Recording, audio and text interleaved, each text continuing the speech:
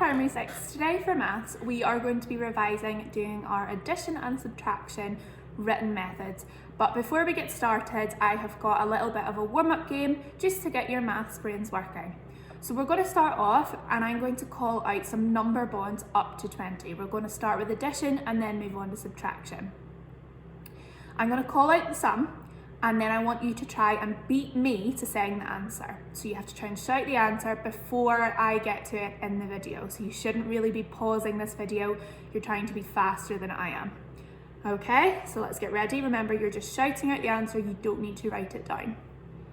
All right, first one, 6 plus 9, 15. 4 plus 8, 12. 5 plus 7, 12. 4 plus 11, 15, 8 plus 4, 12, 5 plus 6, 11, 9 plus 9, 18, 1 plus 9, 10, 9 plus 7, 16, 8 plus 6, 14.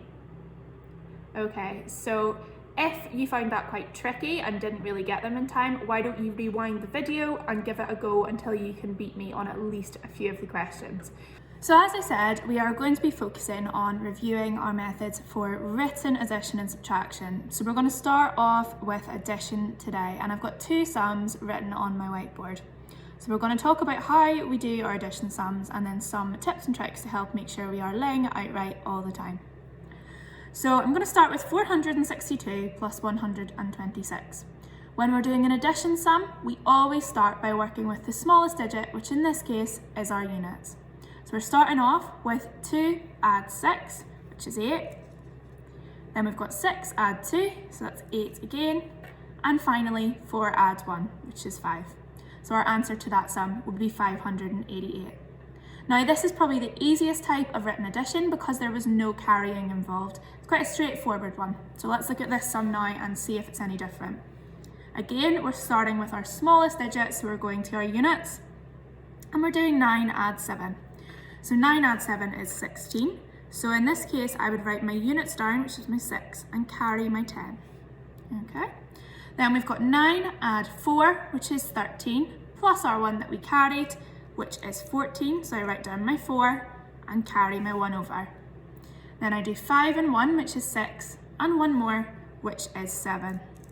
Okay, so we've got 746 as our answer for that one.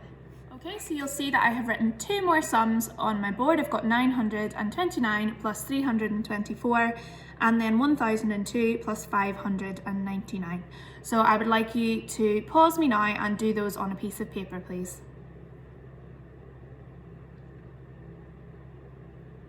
Okay, so that should be you done. So hopefully you've got these completed sums in front of you. Let's go through how we would answer them. So we start off doing our 9 plus 4, which is 13, and we carry our 1 into the tens column. 2 and 2 makes 4, 1 more is 5. 9 add 3 is 12, so I write my 2 here and I carry my 1. Now there's nothing else in the thousands column, so I can just put it straight here, knowing that that means 1000. So my answer is 1253. Moving on to the next one, we've got 1002 plus 599. So again, we always start with our smallest, so we start with our units. So we've got 2 plus 9, which is 11, carry our 1 over.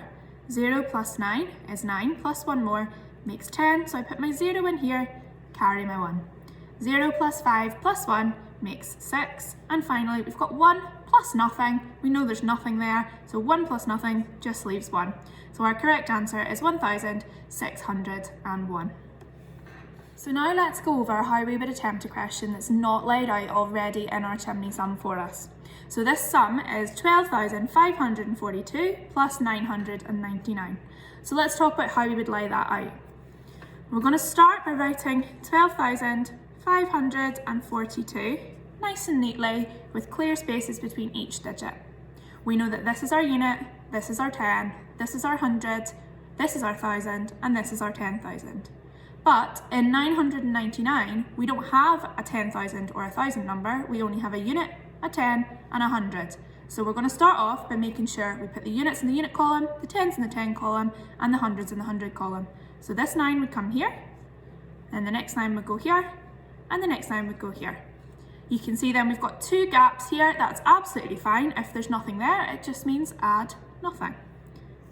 So you can see that my units match my units, and we'll start the sum.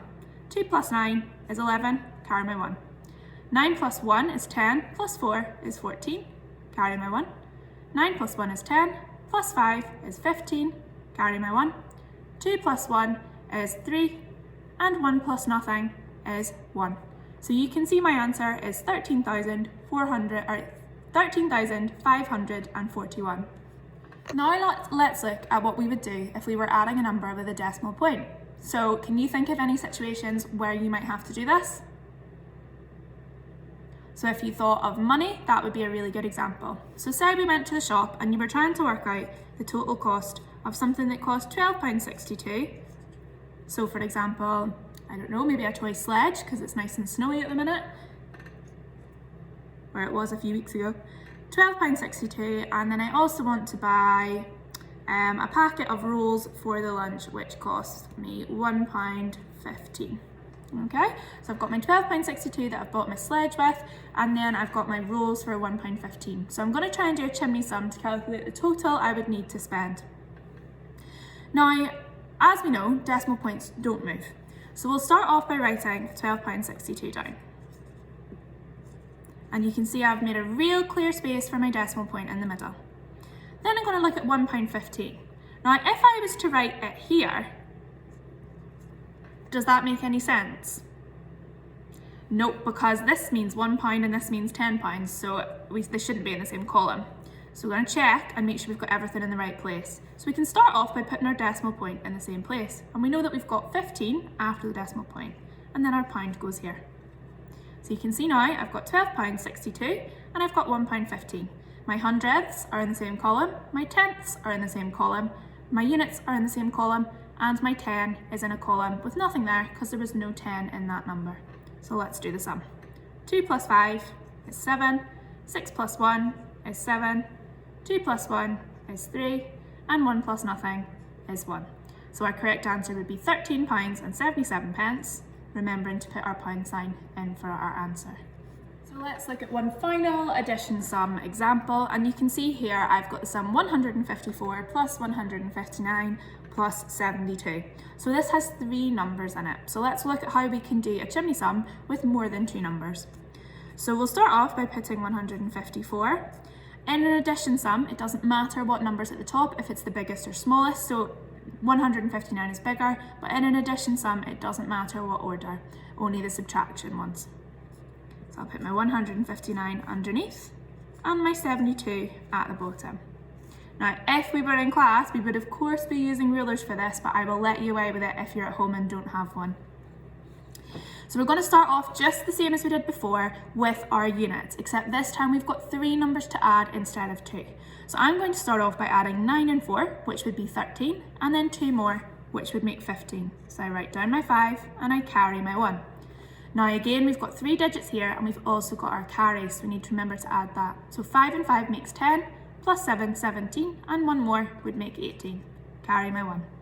1 plus 1 plus 1 makes 3. So our answer is 385.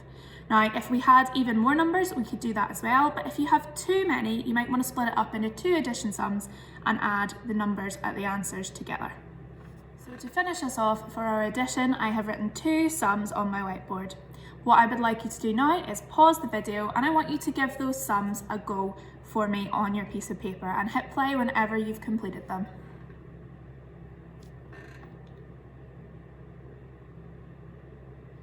Okay, let's go through the answers. So you should have finished your sums, or else pause the video and finish them now. So our first one is 5 plus 2. So we've got our 7. Then we've got our 1 plus our 9, which would be our 10. I would carry my 1. And again, I'm putting my decimal point in the same place as it was for the other 2 numbers, making sure it's always there. 1 plus 0 plus 1 would be 2, and then 2 plus nothing would be 2. So our answer would be £22.07. Now moving on to the 3 number one, we've got 1 plus 4, which is 5, and 2 more makes 7. 4 and 2 makes 6, plus 6 would be 12. I would carry my 1. 5 and 5 makes 10, plus 2 is 12, plus 1 is 13. So our answer is 1,327. So now we're going to move on and we're going to look at subtraction. So when we are doing subtraction sums, it works a little bit differently. So we'll start off with this one. So this sum is 655 take away 322. So with subtraction, it's the same as addition. We always start with our smallest digit, which in this case is our units. So we start off, and in a subtraction sum, the number on the top always has to be bigger than the number on the bottom. So if this was flipped round and was 322, take away 655, we wouldn't be able to do it. So we need to make sure the number on the top is the bigger number. So we're starting with our units, and we've got 5 take away 2. So 5 take away 2 is 3. And again, we've got 5 take away 2, which is 3. And then we've got 6 take away 3, which is 3. So that sum was quite easy because there was no carrying. So let's try a different one where we do have to do some carrying.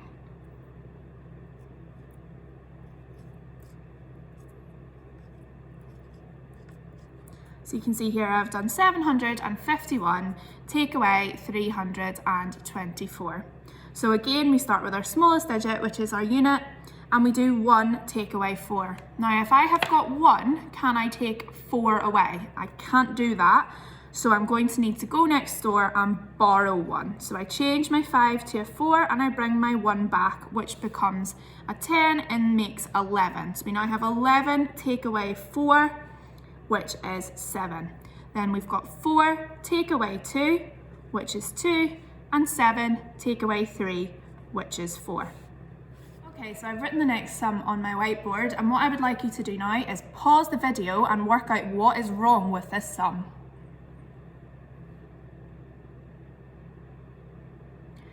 Okay, so if you worked out that the bigger number is on the bottom, you would be correct. So we'd have to rewrite this with the larger number at the top. If you've written a sum down and the bigger number's at the bottom, you have copied it down incorrectly.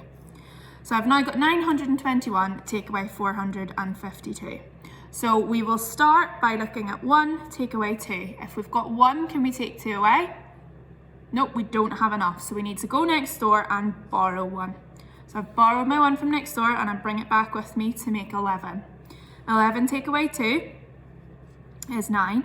And then we've got 1 take away 5. So can we take 5 away from the number 1? We can't, we need to go next door and borrow. So we take 1 away from the 9 and it makes 8, and bring it back, and this makes us into 11. 11 take away 5 is 6. Then finally we've got 8 take away 4, which is 4. So I've popped another sum on the whiteboard. I want you to pause me and give that a go. Okay, so if you're back, you should have tried to complete this sum. I'm going to go through it. Now this one is a wee bit tricky, and I'm sure you noticed why, because it's got those zeros in the number at the top. So as with every subtraction, we start with our smallest digit, which in this case is our units. So we start by doing 5 take away 2, which is 3. Then we've got 0 or nothing take away 2. We can't take 2 away from nothing, so we need to go next door. But there's nothing there. So we're going to go next door again. We're going to take 1 away and make that 8 and bring the 1 back here. We'll go again, 0 take away 2, we can't do. We go next door and there's 10 here now, so we can take 1 away, make that 9, and this becomes 10. 10 take away 2 is 8, 9 take away 2 is 7, and 8 take away 1 is 7. Okay, so let's just talk about that again. When I got to here, I went next door, there was nothing there, so I went next door again, brought it back. Then I started again, went next door, found a 10, and I took 1 away to make my number. So let's practice another one like that.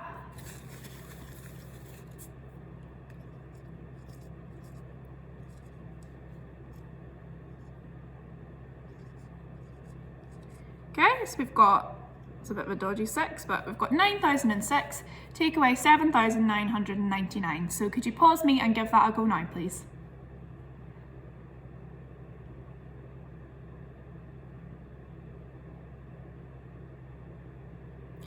Okay, so if you're playing now, you should have completed that on your whiteboard or your piece of paper. So let's start again with our units. We've got 6 take away 9. 6 is smaller than 9, so we can't do that. So we go next door, but there's nothing there. So we go next door again, still nothing there. Let's go next door one more time. So the 9 we'll take 1 away, becomes an 8, and this becomes a 10. So let's start again. 6 take away 9, we can't do. Go next door, still nothing there. Go next door, we've got a 10, we'll make this a 9 and take the 1 back here to make 10. Start again. 9 take away 6 we can't do. Go next door, take 1 away from the 10 to make 9 and bring it back with us to make 16. 16 take away 9 is 7. Then we've got 9 take away 9, which is nothing or 0. 9 take away 9, 0, and 8 take away 7, which is 1. So our answer would be 1007. Okay, so I've popped 2 sums onto the whiteboard, and what I want you to do is do these sums, but you will need to lay them out like chimney sums. So some tips, the same as addition, make sure that your units are in the same column as your other units. Make sure that you have obviously the bigger number on the top, because the bigger number is first in these sums. And for the one with the decimal point, make sure the decimal points are in the same place, and that'll help you line your other digits up. So if you want to pause me, set them out and give them a go, and then come back. Okay, so you can see now I have set my sums out, so let's go through and do them. We'll start off with this one. So we've got 1 take away 2, 1 is smaller than 2, so we can't do it, so we'll go next door and borrow 1. Makes it 11, 11 take away 2 is 9. Then we've got 4 take away 9, we can't do that because 4 is smaller than 9, so we go next door, borrow 1, makes it 14. 14 take away 9 is 5. 3 take away 2 is 1. Okay, so that answers 159. Let's move on to the next one. We've got 1 take away, I'll start actually by putting my decimal point in, just so it's there, out of the way, and I don't need to worry about it. 1 take away 7, we can't do, so let's go next door, borrow 1, bring it back, make 11. 11 take away 7 is 4. 1 take away 1 is 0 or nothing, so we pop that in there. 5 take away 9, can't do, go next door, that makes 0, that makes 15. 15 take away 9 is 6, and then here we've got nothing take away nothing, so you could write your 0 in, but you don't need to. It would just be £6 and 4 pence. So now I'm just going to talk you through the game that I would like you to have a little go at playing. Now I've got playing cards, you might well have a deck of playing cards at home, but if you don't worry, you could just make yourself some cards out of paper, just do maybe 2 for each number from 0 up to 9, and that'll sort you out.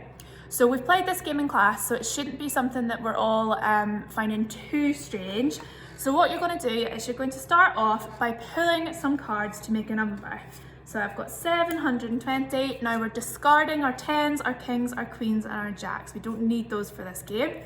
725. Okay, that's my first number that I'm going to use.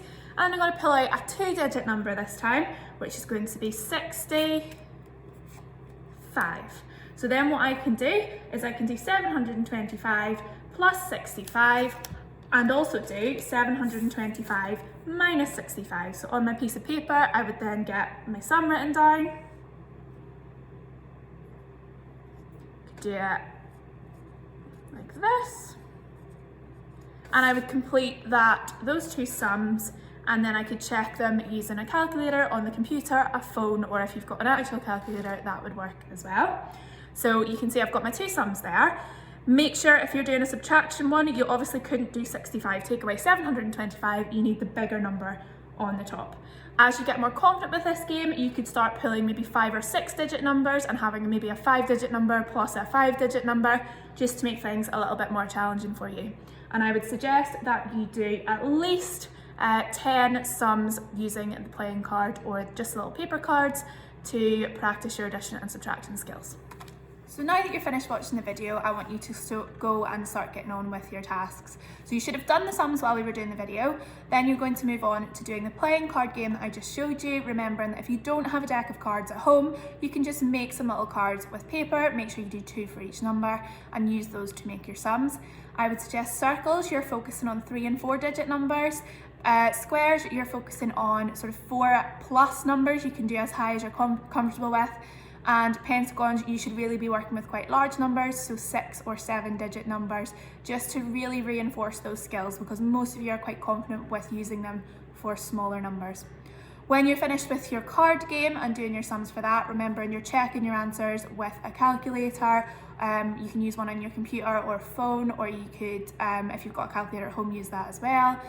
And then when you're done that, you're going to go and do your assignment. So I'll just do a quick reminder of how to find it. If you've lost it, it will post in the maths channel. I have assigned each group a different assignment, so you should be able to see the one that's specifically for you. It will have your group name at the top of it. If it doesn't say your group name, give me a message. I've maybe given you the wrong one. When you open your assignment, it will give you some questions to do. You need to make sure you're doing the working out for these on paper, and then at the end of the assignment it will ask you, if you can, to upload a photo. But if you're not able to use the camera to do that, don't worry too much, but I would like to see your working out, just so if there's any mistakes I can see where you're going wrong and hopefully give you a bit of help with that. So just to remind you, if you can't find the assignment, you go into the general channel, and along the top somewhere it will say assignments. When you click on that, you will see assignments that are assigned to you, and you click on it and it will come up just like a quiz. Make sure you type the numbers into the answer box, but if you have it right and the answer is really similar, don't worry, it might just be it hasn't recognised the format. I can go through and check it and override it to make sure you get the points for that question. Okay, off you go.